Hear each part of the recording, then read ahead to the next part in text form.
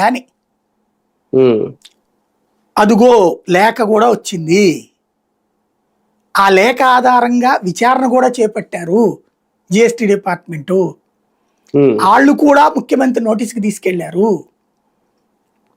ఇన్ని జరిగినా డబ్బులు ఇచ్చేయమని చెప్పి స్వయంగా చంద్రబాబు చెప్పారని చంద్రబాబు పేరుతో ఒక అధికారి వచ్చి అడిగితే నేను అప్పుడు క్లియర్ చేశానని అప్పుడున్న అధికారి సంతకంలో రాశాడు.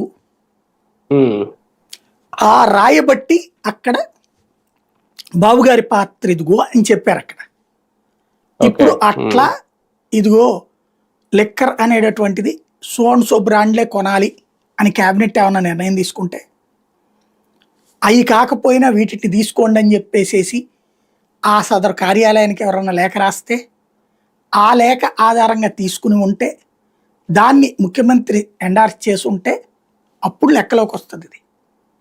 ఉమ్, ఉమ్, ఇందులో అసలు ఆ రూట్ ఏమీ లేదు. అది ఉంటే ఈ పాటికి అసలు వదిలిపెట్టేవాళ్ళు కాదు కదా. అవును. ఇంకోటి క్యాష్ ట్రాన్సాక్షన్ అన్న పాయింట్ చుట్టూతానే ఉన్నారు. ప్రతి క్యాషు బ్యాంక్ డీలింగ్ అయింది.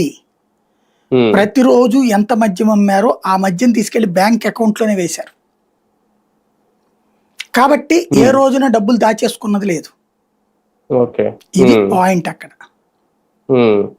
ఆధారాలు లేకుండానే ఇన్ని రోజులు నడిపారు.